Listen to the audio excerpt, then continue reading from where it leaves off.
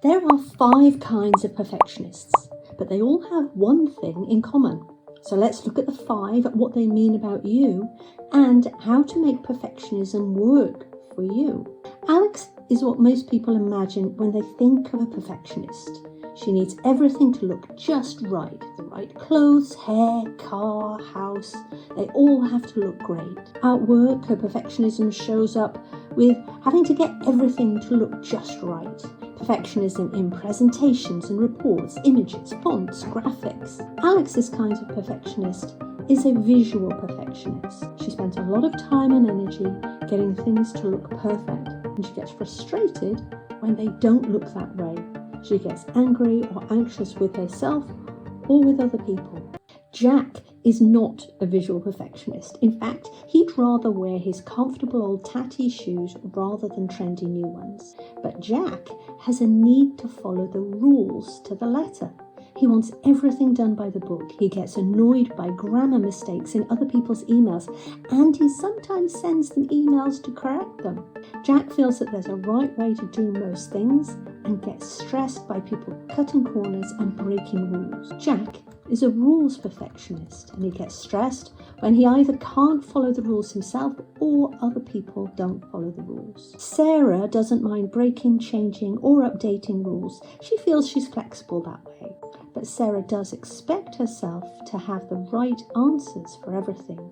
She feels the need to be an expert regardless of the situation, and she'll often overwork to make sure that she can answer any question. It costs Sarah a lot of time and energy over preparing at work, and she gets flustered and slightly panicked when she's asked a question she doesn't know the answer to. Sarah is a knowledge perfectionist and has high expectations of herself that she always knows the answers and is right. Ian doesn't worry when he doesn't know the answers, but he has an internal drive to be the best, to get the best results and win every time. He's extremely competitive and turns casual games into high-stakes competitions that he has to win. In his business, Ian wants to be the number 1. In his mind, second place is failure, and he hates being anywhere other than first. If he doesn't win, Ian gets angry and frustrated. He often works extremely long hours to make sure that he wins, and he can drive himself to burnout easily. Ian is a results perfectionist, and for him, anything less than 100% success is failure. Janet has an internal rule that any written report, presentation, calculation, or demonstration must have 0 errors. She doesn't really mind how it looks, whether rules are followed, except for grammar and spelling, whether she knows all the answers, or whether her work is the best, as long as there are no errors. Janet also feels that way in her home life too.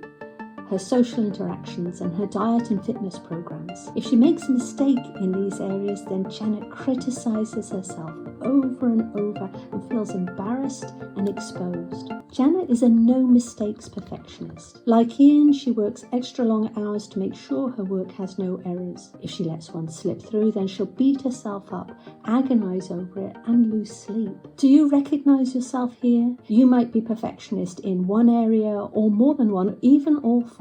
Common link is how any missteps in these areas makes you feel. Perfectionism of any kind is about the need for that area to be perfect. It's being driven by stress to get that thing right and the fear of it not being perfect. Hidden behind perfectionism are your high standards, and it's one of your values. It's possible to have high standards and the good intention to work hard and be successful from a place of calm and relaxation. Then missing the goal doesn't make you feel bad about yourself. By contrast, perfectionism is the fear that if these things aren't perfect, then you aren't perfect.